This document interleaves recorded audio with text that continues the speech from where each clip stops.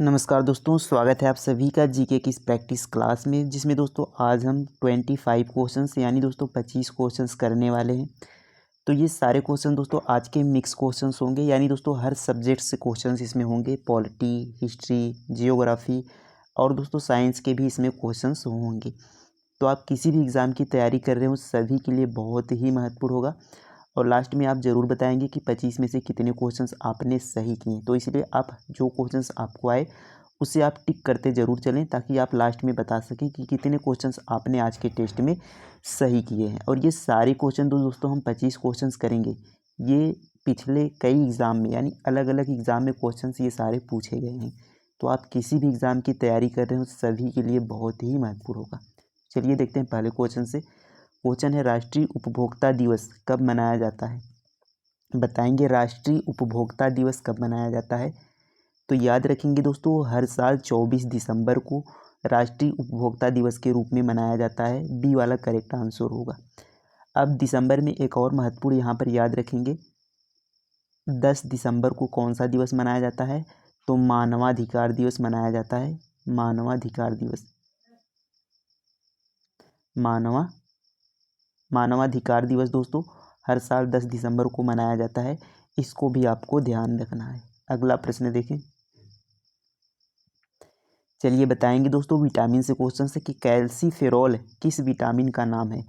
Calciferol किस vitamin का नाम है? तो यहाँ पर हम विटामिन से संबंधित महत्वपूर्ण क्वेश्चंस कर लेते हैं। देखिए, विटामिन ए का रासायनिक नाम क्या है? तो याद रखेंगे रेटिनॉल।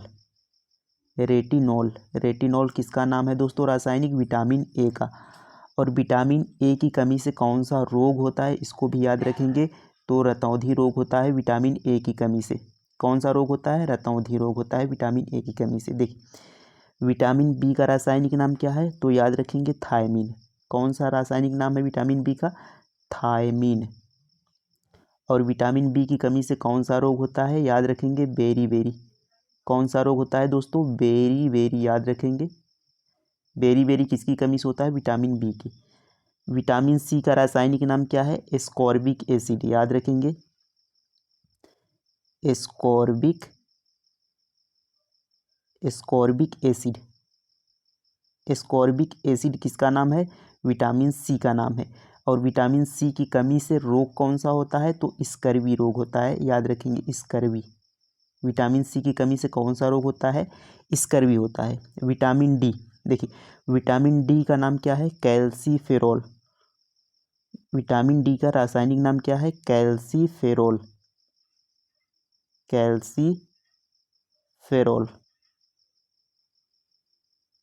और विटामिन डी की कमी से रोग कौन सा होता है?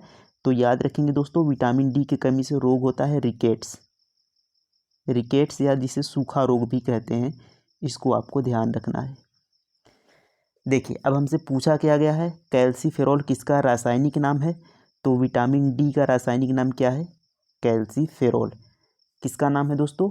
विटामिन डी का। तो इतने प्रश्न यहाँ पर दोस्तों हमने किए, जो भी विटामिन से संबंधित महत्वपूर्ण क्वेश्चन है वो हमने यहाँ पर देखें। इसको आप यहाँ पर याद कर लेंगे। अगले प्रश्न पर चलें। देखिए, बताएंगे अगला प्रश्न है कि 1928 का ओलंपिक किस देश में हुआ था? बताएंगे 1928 का जो ओलंपिक हुआ था किस देश में हुआ था? तो ये हुआ था दोस्तों नीदरलैंड में। याद रखेंगे नीदरलैंड के एम्स्टर्डम में।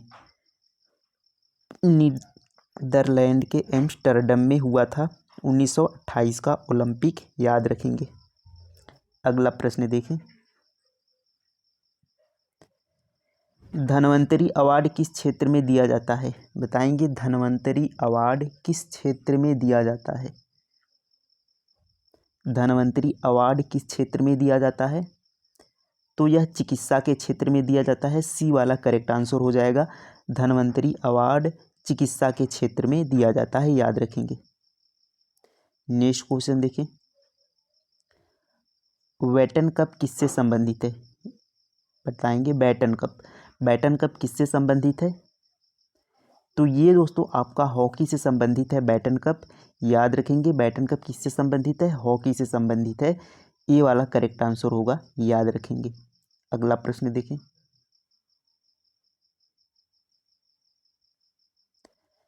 चलिए बताएंगे संविधान सभा के अस्थाई अध्यक्ष कौन थे।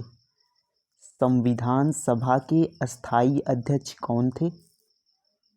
तो डॉक्टर राजेंद्र प्रसाद को दोस्तों संविधान सभा का अस्थाई अध्यक्ष बनाया गया था, याद रखेंगे। अस्थाई अध्यक्ष कौन थे? डॉक्टर सच्चिदानंद सिन्हा। लेकिन उनके बाद अस्थाई अध्यक्ष किसे बनाया गया? डॉक्टर राजेंद्र प्रसाद को, याद रखेंगे। अगला प्रश्न देखें। चलिए बताएंगे गांधी जी ने किस कानून को काला कानून कहा? गांधी जी ने किस कानून को काला कानून कहा? तो रॉलेट एक्ट को काला कानून कहा गांधी जी ने। किसे? रॉलेट एक्ट को। कब आया था? 1919 में। 1919 में 1919 में रॉलेट एक्ट आया, जिसे गांधी जी ने काला कानून कहा था। ना अपील ना दलील का कानून, रॉलेट एक्ट। अब देखिए 1919 में ही आपका जलियांवाला बाग हत्याकांड हुआ था। 1919 में जलियांवाला बाग हत्याकांड हुआ था, याद रखेंगे। जनरल डायर ने किया था, उसको भी आप ध्यान रखेंगे। अगला प्रश्न देखें। बास्केटबॉल के प्रत्येक पक्ष में खिलाड़ियों की संख्या कितनी होती है? बास्केटबॉल के प्रत्येक पक्ष में खिलाड़ियों की संख्या कितनी होती है? तो याद रखेंगे दोस्तों, बास्केटबॉल के प्रत्येक पक्ष में खिलाड़ियों की संख्या 5 होती है। सी वाला करेक्ट आंसर हो जाएगा। कितनी होती है? 5, याद रखेंगे। बेसबॉल में, याद रखेंगे, बेसबॉल में प्रत्येक टीम में कितने खिलाड़ी होते हैं? तो 9 खिलाड़ी होते हैं बेसबॉल में, इसको भी आप ध्यान रखेंगे। अगला प्रश्न देखें। और यहाँ पर दोस्तों आप याद रख लेंगे क्रिकेट। आप सभी को पता होगा क्रिकेट और फुटबॉल।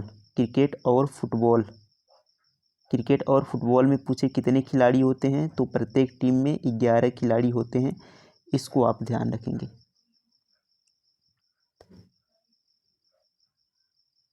देखिए अगला प्रश्न है, निम्नलिखित में से कौन सा बेकिंग सोडा का रासायनिक नाम है? Baking soda. अब देखिए बेकिंग सोडा, इसे हम खाने का सोडा भी कहते हैं, यानी जो खाने वाला सोडा होता है, खाने का सोडा, खाने का सोडा भी इसको कहते हैं, बेकिंग सोडा या खाने का सोडा। तो बताएंगे इसका रासायनिक नाम कौन सा है? तो इसका रासायनिक नाम है सोडियम बाइकार्बोनेट। बी वाला करेक्ट आंसर होगा, सोडियम बाइकार्बोनेट। अब सोडियम बाइकार्बोनेट अगर हमें ये रासायनिक इसका सूत्र पूछ ले तो क्या होता है? याद रखेंगे ये Na सोडियम हो गया, और बाई के लिए यहाँ पर H हो गया, और कार्बोनेट CO3, तो NaHCO3, ये क्या हो गया? सोडियम बाइकार्बोनेट, खाने का सोडा या बेकिंग सोडा। ध्यान रखेंगे, बी वाला करेक्ट आंसर होगा। अगला प्रश्न देखिए। और जो यहाँ पर देखिए, अगर H को हम हटा दें, ये जो बाई यानी H को हम बाई कह रहे हैं, तो H को अगर हम हटा दें तो यहाँ पर जो सोडियम कार्बोनेट है ये धोने का सोडा हो जाए, तो धोने वाला सोडा है, ये धोने वाला सोडा हो जाएगा। लेकिन यहाँ पर H लगा लेंगे तो ये खाने का सोडा हो जाएगा, यानी बेकिंग सोडा। इसको ध्यान रखेंगे। देखिए अगला प्रश्न है, आग बुझाने वाली गैस कौन सी है? आग को बुझाने वाली गैस कौन सी है? तो कार्बन डाइऑक्साइड का उपयोग किया जाता है दोस्तों आग बुझाने में। कार्बन डाइऑक्साइड, फार्मूला क्या होता है? सूत्र रासायनिक CO2, याद रखेंगे। कार्बन डाइऑक्साइड आग बुझाने के लिए इसका उपयोग किया जाता है। सी वाला करेक्ट आंसर हो जाएगा।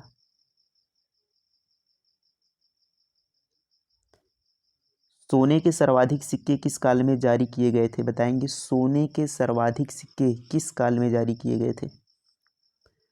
तो याद रखेंगे सोने के सर्वाधिक सिक्के गुप्त काल में जारी किए गए थे। ए वाला करेक्ट आंसर हो जाएगा, गुप्त काल में। देखिए अगला प्रश्न है कि दो समांतर दर्पणों के बीच प्रतिबिंब बनते हैं। बताएंगे दो समांतर दर्पण, जैसे देखिए ये एक दर्पण है और ये एक दर्पण है। अब देखिए ये एक दूसरे से समांतर रखे गए हैं, यानी एक दूसरे से समान, यहाँ पर सीधे बिल्कुल एक दूसरे के समांतर रखे गए हैं। तो इनके जो पूछा है कि दर्पणों के बीच प्रतिबिंब, ये जो इनके बीच प्रतिबिंब बनेगा वह कितने प्रतिबिंब बनेंगे? तो याद रखेंगे जब भी दर्पण को समांतर में रखा जाए, दो दर्पणों को समांतर में रखा जाएगा तो प्रतिबिंब हमेशा दोस्तों अनंत बनेंगे। डी वाला करेक्ट आंसर होगा। कितने प्रतिबिंब बनेंगे? अनंत प्रतिबिंब बनेंगे। डी करेक्ट आंसर होगा, याद रखेंगे। नेक्स्ट क्वेश्चन देखें। क्रिकेट में बल्ले के अधिकतम अनुमानतः लंबाई कितनी होती है? बताएंगे। ये अनुमानतः यहाँ पर होगा। तो क्रिकेट में बल्ले की अधिकतम अनुमानतः लंबाई कितनी होती है? तो कितनी होती है? 38 इंच होनी चाहिए। ए वाला करेक्ट आंसर होगा 38 इंच, याद रखेंगे। नेक्स्ट क्वेश्चन है, रानी लक्ष्मीबाई का मूल नाम क्या था? बताएंगे। रानी लक्ष्मीबाई का मूल नाम क्या था? तो रानी लक्ष्मीबाई का नाम दोस्तों, मूल नाम मणिकर्णिका था। क्या था? मणिकर्णिका। और जिन्हें मनु के नाम से भी जानते थे, मनु भी कहा जाता था, इनका मूल नाम क्या था? मणिकर्णिका, याद रखेंगे। सी वाला करेक्ट आंसर होगा। जन्म इनका कहाँ पर हुआ था दोस्तों? वाराणसी में। कहाँ पर? वाराणसी में, याद रखेंगे। अगला प्रश्न देखें,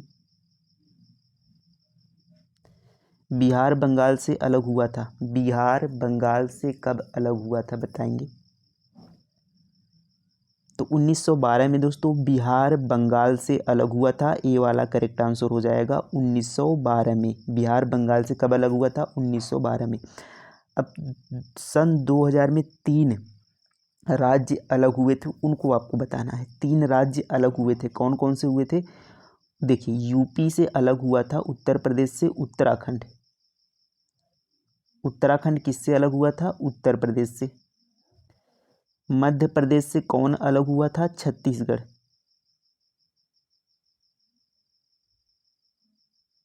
मध्य प्रदेश से कौन अलग हुआ था?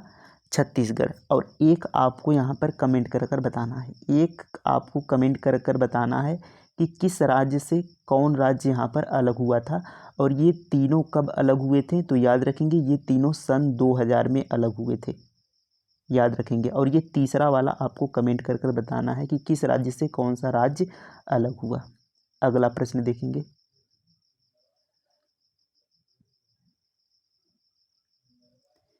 नेक्स्ट क्वेश्चन है, महाराष्ट्र में गणपति उत्सव आरंभ का श्रेय किसको जाता है? महाराष्ट्र में गणपति उत्सव मनाया जाता है, आप सभी को पता होगा। तो काफ़ी अच्छे तरीके से मनाया जाता है महाराष्ट्र में गणपति उत्सव। तो ये जो शुरुआत इसका हुआ, इस किसने किया था? तो गणपति उत्सव के आरंभ का श्रेय जो आता है दोस्तों, बाल गंगाधर तिलक जी ने यहाँ पर आरंभ किया था। तो डी वाला करेक्ट आंसर होगा बाल गंगाधर तिलक, याद रखेंगे। अगला प्रश्न देखिए। देखिए, नेक्स्ट क्वेश्चन है, संविधान की 8वीं अनुसूची में सम्मिलित भाषाओं की संख्या कितनी है? संविधान में जो 8वीं अनुसूची है उसमें भाषाओं का उल्लेख है, तो बताएंगे कितनी भाषाओं का उल्लेख है? तो याद रखेंगे, संविधान की 8वीं अनुसूची में टोटल 22 भाषाओं का उल्लेख है। डी वाला करेक्ट आंसर होगा कितनी भाषाओं का? 22 भाषाओं का उल्लेख है, याद रखेंगे। नेक्स्ट क्वेश्चन, आइस हॉकी खेल परिसर किस नाम से जाना जाता है? आइस हॉकी, आइस हॉकी यानी दोस्तों जो बर्फ़ में खेली जाती है हॉकी, उसका जो खेल का परिसर होता है वह किस नाम से जाना जाता है? तो उसको रिंक कहा जाता है, याद रखेंगे। आइस हॉकी का जो खेल परिसर होता है उसे रिंक कहा जाता है। बी वाला करेक्ट आंसर होगा रिंक, याद रखेंगे। देखिए, अगला प्रश्न है कि विश्व की सबसे बड़ी कोयले की खान बाकी किस देश में स्थित है? तो यहाँ पर ये क्वेश्चंस नहीं करेंगे। अगला प्रश्न देखेंगे, ये रॉन्ग क्वेश्चन है। देखिए, अगला प्रश्न है, सिंध का बाग या मृतकों का टीला नाम से हड़प्पा सभ्यता के किस स्थल को जाना जाता है? तो सिंध का बाग या कहा जाता है मृतकों का टीला, ये हड़प्पा सभ्यता का कौन सा स्थल है? तो याद रखेंगे मोहनजोदड़ो। कौन सा स्थल है? मोहनजोदड़ो को मृतकों का टीला के नाम से जाना जाता है, मोहनजोदड़ो को। डी वाला करेक्ट आंसर हो जाएगा मोहनजोदड़ो। लोथल एकमात्र बंदरगाह, प्रमुख बंदरगाह यहाँ पर था। एकमात्र प्रमुख बंदरगाह कौन था? लोथल, याद रखेंगे।